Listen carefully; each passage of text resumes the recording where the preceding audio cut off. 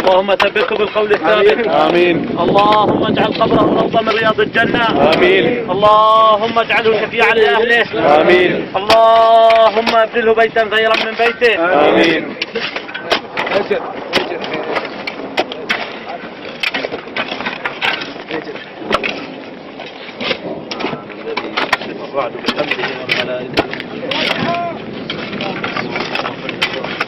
اجل